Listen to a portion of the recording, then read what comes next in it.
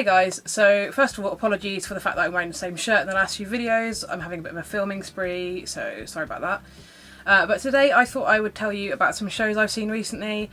I got really lucky and managed to see a bunch of shows and they were all great, so I thought I would tell you about them. No spoilers, don't worry, just really good shows. Okay, so the first one I went to go and see was Chitty Chitty Bang Bang. I'm just going to have to leave that in because I can't talk today.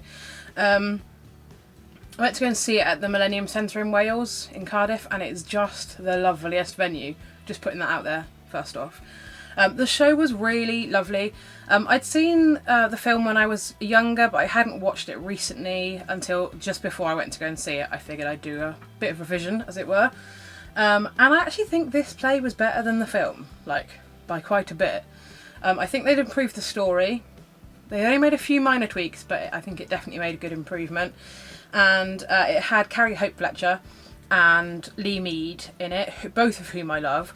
It also had Sean Williamson, who played Barry in EastEnders for fans out there. And it was just really, really good.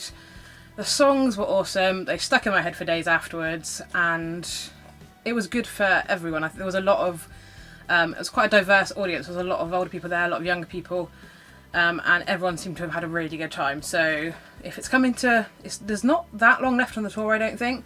And Lee is leaving soon, and Carrie's leaving soon, and Jason Manford's going to be in it instead. He's really good in shows. I've seen him before and stuff, and he's fantastic.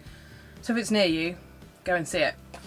The second show I went to go and see, this one was in London, and it was called The Play That Goes Wrong. It was mad. Mad, I tell you. It is, as described, the play goes wrong. They forget their lines, the stage falls apart, it's madness, people come in at the wrong cues get missed altogether. It's really, really daft, but it's not so daft that it's not fun. It's not just stupidity. It's a very, very clever line that they have just on the edge of. So it's not like farcical nonsense, it's really, really funny. Everyone was laughing. Again, all generations were like guffawing at how funny it was, like they were properly belly laughing. And they were not alone. I laughed a lot at this show. I was worried before I went to go and see it that it would be a bit too daft, but actually hit the nail right on the head. Great show. And it's slightly cheaper than all the musicals that are in London. Probably because there's slightly less production costs to it, I imagine. But I really recommend that one too.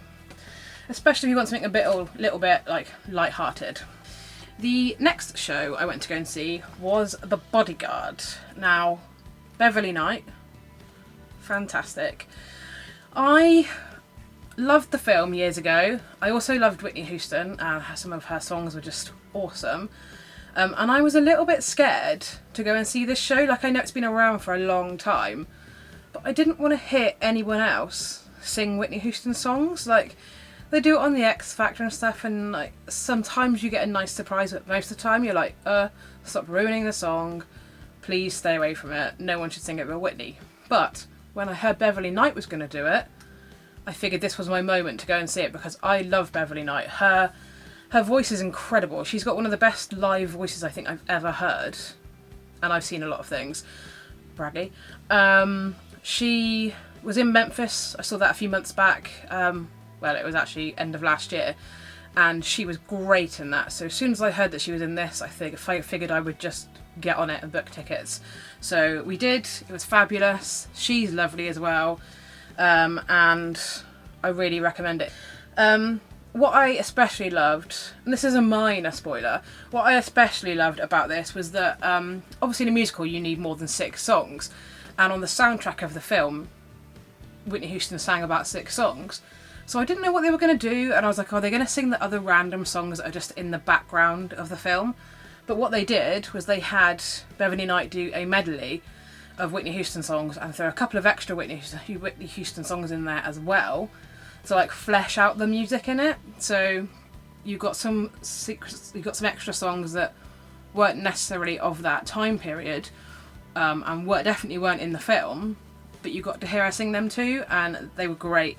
And there was a woman that plays her sister in the cast when we went to see it, was an understudy. It wasn't even the one who's like paid to be Nikki, and she was awesome as well. So I really recommend this too.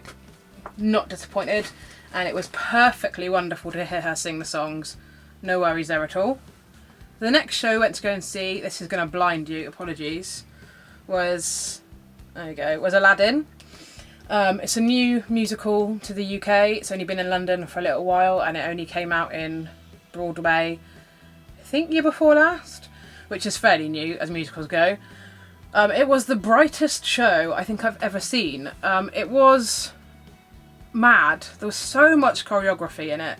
I don't know how they managed to learn all of that. There was an awful lot, and there was a lot of people on stage at any one time. In one song alone, I think they did like 4 costume changes. It was absolutely nuts. The guy that played Aladdin was really good. He took a bit of time to grow on me, but by the time we got to the end of the show, I thought he was fantastic. And the guy who played the genie was awesome. He was brilliant. Jade Ewan was in it. She's the one that was in the Sugar Babes for a bit, and she was on an Andrew Lloyd Webber show. Can't think which one right now, but there you have it. She played Jasmine. She was really good. We did struggle a little bit because we were right next to the orchestra pit, so hearing everything was a bit awkward at times, but that is our fault for sitting right at the front. We actually got rush tickets. No, we got lottery tickets for this.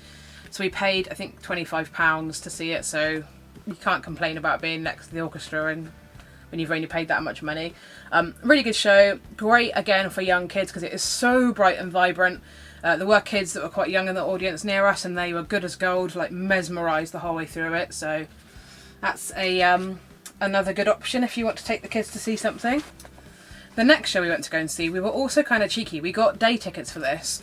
So we went and queued up outside the theatre at 9 AM, and at 10 o'clock we could buy tickets, and they had front row for £15, which, fabulous. And the show was so good that I would go and see it again straight away and pay full price for it because I loved it. There's actually 2 brochures for this one. So it's this one. It's The Curious Incident of the Dog in the Nighttime. And that is what the front of the book that it is from looks like. So that's something, or it's very similar to that. So that is more like what you might recognise if you've heard of the book before. It's a really interesting book, actually. I hadn't read it. I'd heard about the show and thought it sounded really interesting, but we figured if we were going to go and try and see it, we should read the book. So I read the book maybe a week before and thought it was brilliant. It's a really interesting book. It's about a kid who's got autism and how he sees the world and how he deals with certain things that are in his way. It was really interesting, and it's not... I mean... I don't know how you'd feel about it if you had autism, or if you were autistic rather, but I didn't feel like it was patronising. I feel like it just explained things better to those of us who might have been slightly ignorant to what it's like. So it was just really interesting, and it's also hilarious. Like some of the way that he deals with things, or the way he explains things more so, is just brilliant. It's really, really entertaining. The guy who played Christopher, the main character, is called Joe. I want to say Joe Eyre or Joseph Eyre, something like that. I'll put a link because he's on Twitter. I'll put a link to his details in the. In fact, I'll put links for everything, but definitely put a link for that. He was awesome. I think it was his West End debut, and he's like 22 and just absolutely nailed it. It must be a very, very difficult character and play to learn. There's so much in it, but he just absolutely knocked it out of the park. So props to him. And also he's the main character. There's other supporting characters, but he does everything in the show. So I don't know how he managed it. I think he must have the brain of a genius. But just really, really, really interesting, good, and very, very funny show. So especially if you've read the book. I know it seems weird. If you read the book, you're like, how is that going to translate onto stage? It does. It does it perfectly. I implore you, if you enjoyed the book, go and see it. And if you haven't read the book, read the book, then go and see it. I think it's better that way around. I think you're better if you've read it first, because you appreciate how difficult it was to translate that into stage, because it's madness. Go and watch it. It's great. That was one of my favourites. The next thing I saw, I was incredibly lucky to see. and the minute it finished I wanted to watch it all over again because it was just amazing. This was the main reason we were going to London to see shows. We booked this first and then booked everything else around it. My sister is an absolute legend and managed to get us tickets to go and see Harry Potter and the Cursed Child. Wow, is all I can say. She had to queue, I think she went online to queue for tickets at like 8:30, 8 o'clock, something like that in the morning. She eventually got through the queue and bought tickets at about 12 o'clock in the afternoon. Like, she had to wait online, watching the timer, watching the number dwindle so that she could actually get even onto the site to book tickets for hours upon hours. The demand for tickets was incredible, and I understand why.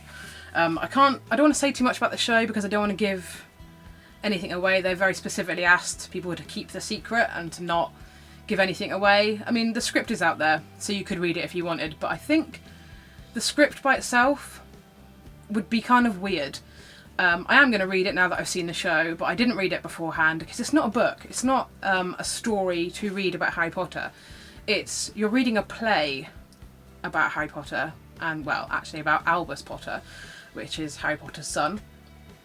And I think the book hasn't had a great review because it's not a book, it's a script, but people think it's a book and have been a bit confused by it. And I think reading it and seeing it performed would be a very different thing, and I can understand why people didn't really love the script, but I think if you see the play, you will love the play. It was magical. It was just awesome. Again, I don't know how the cast managed to learn everything, because they basically had 2 separate plays to learn and they have to perform them back to back, and it's crazy. I think his name is Sam. The guy who played Albus is just amazing. And like really adorable, he's just adorable. And the actors they've cast to play Hermione, Ron and Harry are just brilliant, like absolutely perfect. Wouldn't change them at all. They did a really, really good job of nailing those characters, but in an adult way, if that makes sense. Like, they still had the essence of what made them who they were in the books and in the films, but they'd grown up a little bit, and it was just really good. Like, really, really good. I don't know how they managed to do it all. Fantastic. I think they could have done like 50% less, and it still would have been an awesome show.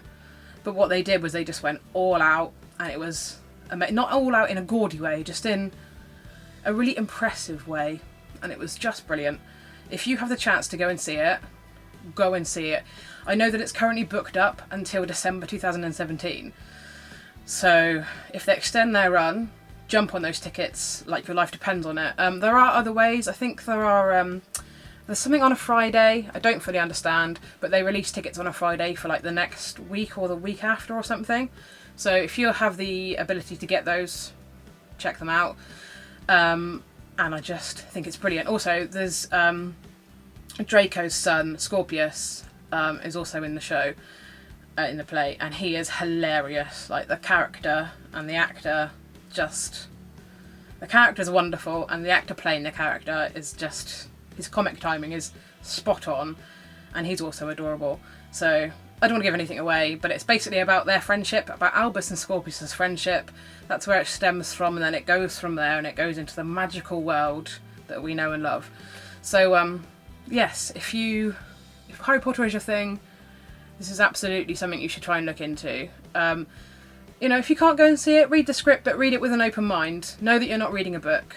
Just saying that to you. But yes, Harry Potter and the Cursed Child. I love it. And also, I've never seen an audience so, like, in sync with one another. Like, everyone was gasping at the same moments, everyone was laughing at the same things, and it was in such, like, I don't know, it was really beautiful. Beautiful. That's the best way to describe it. So yeah, if you can, go and see it. And the same with all the others, actually. There's not one of those I wouldn't recommend for very different reasons, but they were all really good. So let me know, actually, if any of you have seen those shows, what you thought of them, or, even better for me, if you've seen something you think I would like, or that you would like to recommend, put it in the comments so I can have a gander, because I'm always looking to see new things, and I am going to London in September for a McFly gig, so there's a possibility I might be seeing some other things while I'm there, so let me know if there's anything you recommend, but that's my recommendations. Thank you very much for watching, guys. Take care, and I'll see you soon. Bye for now.